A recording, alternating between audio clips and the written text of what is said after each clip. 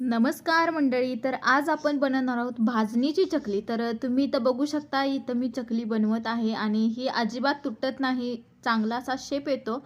तर ही चकली तुम्हाला मी तळून सुद्धा दाखवते आणि एकदम आतून पोकळ, हलकी आणि त्याचबरोबर कुरकुरीत अशी ही चकली बनते.